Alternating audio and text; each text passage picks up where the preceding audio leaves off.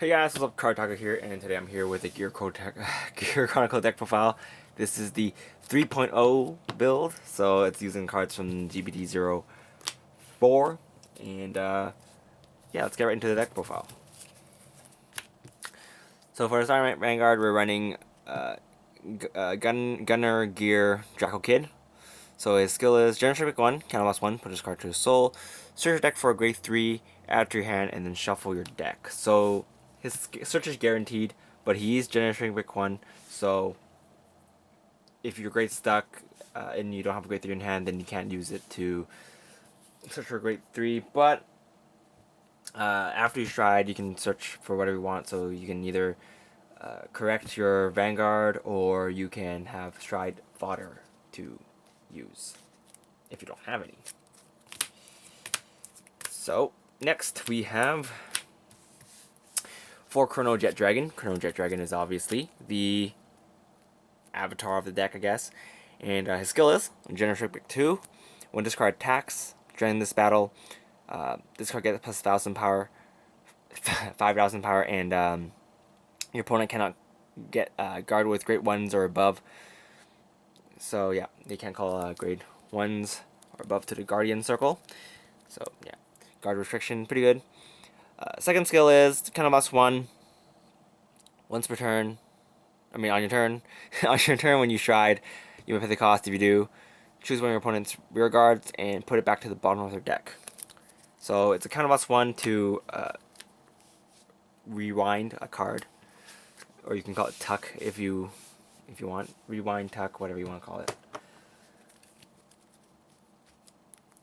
Next, we're running 2 Balif, Steam Fighter Balif. So he's the new card in G-BT04. His skill is Generation 1, kind of lost 1. When this card attack hits, you may pay the cost. If you do, choose one of your opponent's front row rear guards and put it back to the bottom of your deck. And the second skill is the main thing you're running this card for. It's when your opponent, when you stride, you get your Vanguard gets a new skill, and that skill is once per turn, kind of lost 1. Search your deck for a Chronojet Dragon and put it on your Vanguard circle as a heart, and then after that, you put this card while this card's in heart state and put it back into your deck. So you basically swap hearts. So you kind of lost 1. You stride. You stride, and then during your main phase, kind of lost 1. And then you turn into Chronojet Dragon, but you do not get to use Chronojet's stride break skill because you did not stride on top of him. You just replaced the heart. So yeah, but he's good because you can use your Chronojet support if you have Chronojet as your heart. Next, we're running 2 Legion, the G-BT01 Legion. Mainly you're using him just for Legion, and you can build Soul if you really want to, but that's not the main reason. And after that, his Legion skill is, when this card Legions, you can choose one of your opponent's grade 2 or lower regards and put it at the bottom of the deck.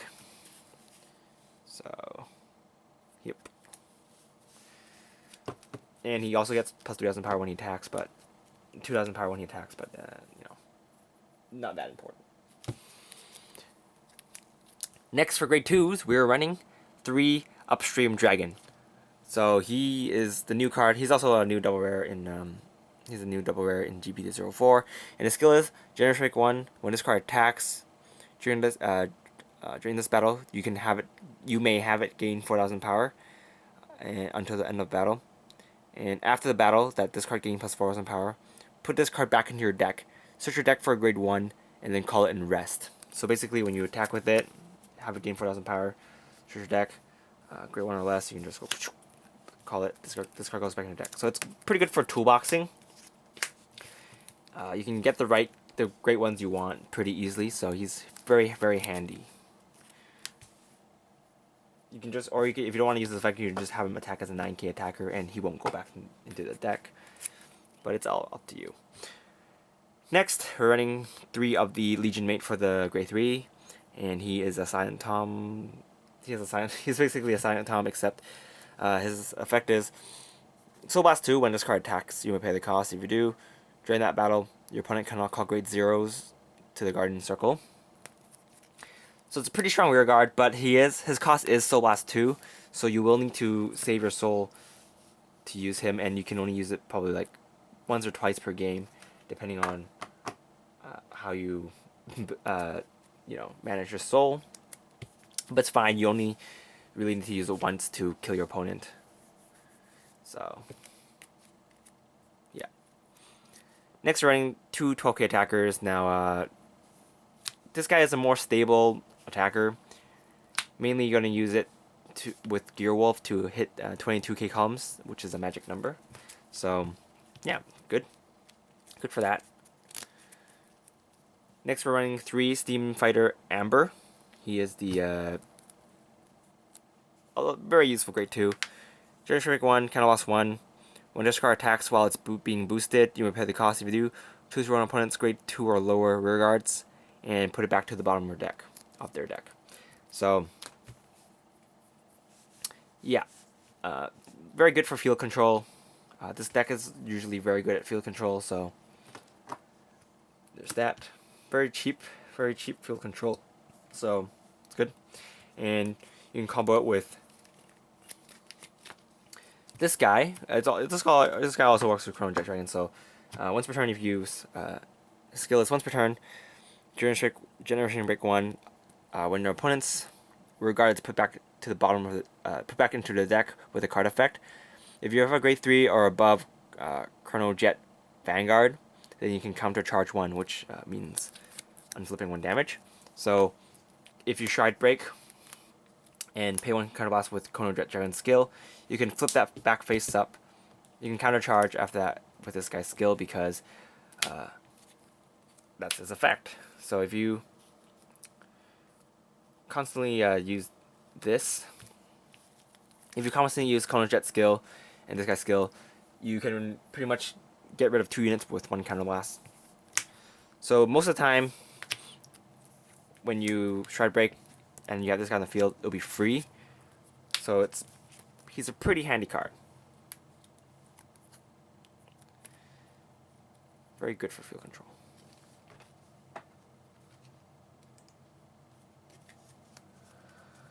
Alright, next. We're on one of the Soul Blast 2 draw card, when this card's called the Rear Guard Circle. You only need 1 because, again, you can toolbox for her, so if you need to use her, then you can just search it with this guy. But a lot of times you might not want to use this because you want to save your soul for the Steam Fighter. Eddie, I think his name is.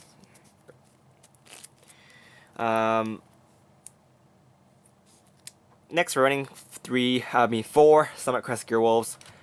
He's the main booster that you want on the field. Skill is Generation 1. Whenever our opponent's card is put back into a deck with a card effect, with your card effect, then this card gets plus 3,000 power. So very easy when you have Chronojet as your Vanguard. Chronojet Dragon as your Vanguard, because whenever you Stride, you kind of lost 1, get rid of something. This guy gets plus 3k, and then you can just pump up your guys that way. And also, if you use Chronojet skill and then use this guy's skill, while he's boosted, he'll still get another 3k, so he becomes a 13k attacker. So it's another 22k column. It's very, very good. Next, we're running 3 Steam Breast Dragon, Stride Enabler, pretty self-explanatory. And then we're running 4 Perfect Guard Gs because why not?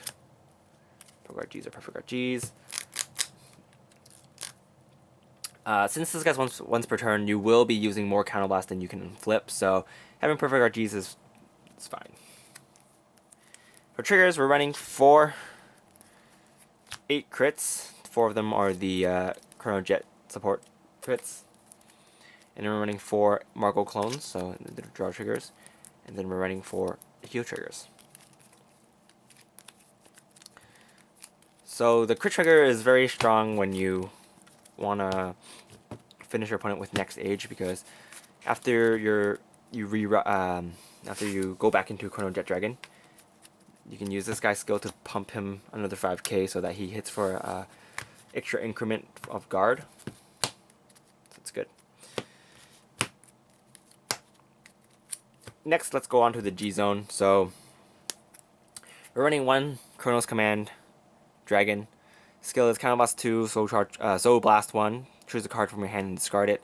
When this card attack hits, you may pay the cost. If you do, all your opponent's rear guards get put back to the bottom of the deck. So he's very strong as a pressure card. Your opponent, if they don't guard it, then they lose their whole field. If they guard it, then they probably will have got rid of a lot of guard, or they would have gotten rid of a perfect guard, which is good for you either way because you can do more damage with your other boss monsters later. So he's pretty decent. Of course, if your opponent doesn't have a lot of cards in the field, you might not want to use it. But yeah, he's good at 1. Next, we're running 2 Fate Rider Dragon.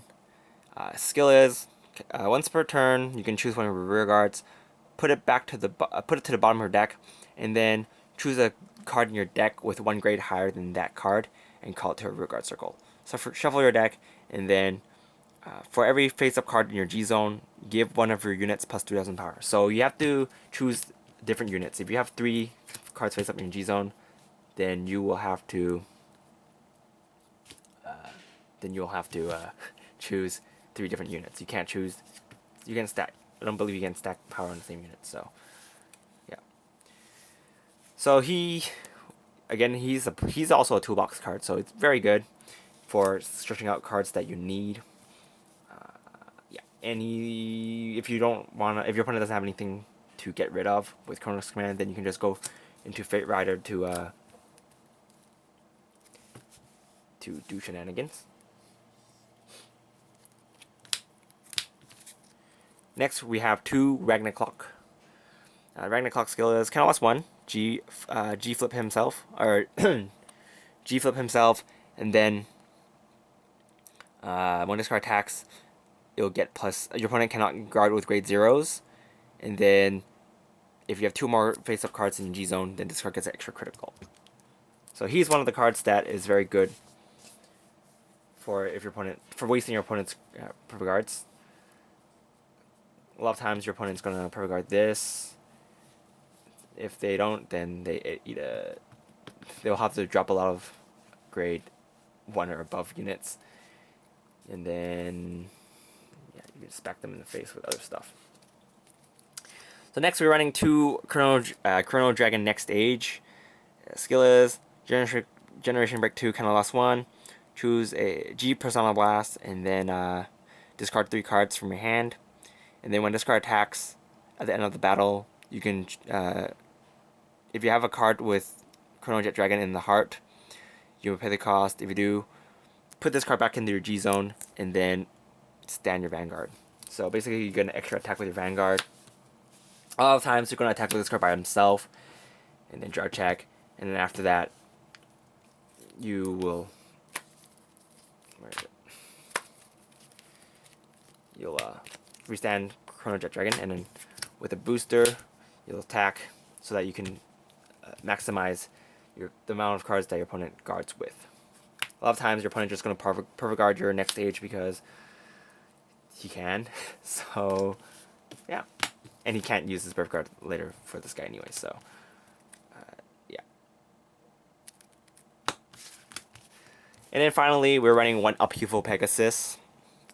Upheaval Pegasus' skill is when this card is placed on a Vanguard circle, either Chronojet Vanguard Heart, then choose all your opponents. All your opponents' rear guards will get put back to the bottom of the deck, and then for every card put back to the bottom of the deck, they can call 1 out from the top of the deck. So, deck, not dick.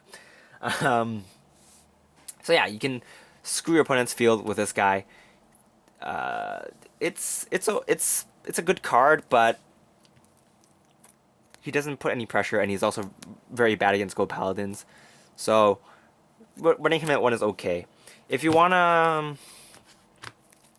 if you have, let's see, A very good way to use this card is, where is it?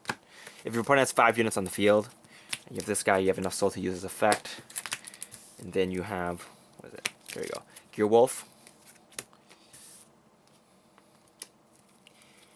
Let's see. Let's go Stride, and then 5 of your opponent's units will get put back to their deck. And then your Gear Wolves will get plus 15k because they return 5. And then this column, this guy, 24 by himself. Or I mean, 20, not 24. This guy is 24 by himself. Wait, no, he's at 15, 20. Sorry, I'm bad at math. 22 by himself. Sorry. 22 by himself. This guy with plus another 9. That's 31. 31. So that's 31k guard. Or the 31. And your opponent can't guard with grade 0, so they're probably going to have to drop a perfect guard. And dropping a perfect guard for this guy is pretty good because they wasted a perfect guard on this guy. And a lot of times they'll be saving their perfect guards for your boss monsters because you have scary things like next stage and also Ragnarok. So there's only so many things they can guard against, unless they're like those super Luxac people that have like 4 perfect guards in their hand and a huge hand. Then in that case, it might be a bit harder to play against. But for the most part, this deck is pretty good. It's also pretty consistent. So it's definitely a deck worth trying, and it's also not too expensive. But you need to buy these, and these guys are basically the most expensive cards in the deck. So yeah, that's pretty much it for this deck profile. Thanks for watching, guys. Yeah, this is Cardhaku, and I'll see you guys later. Bye.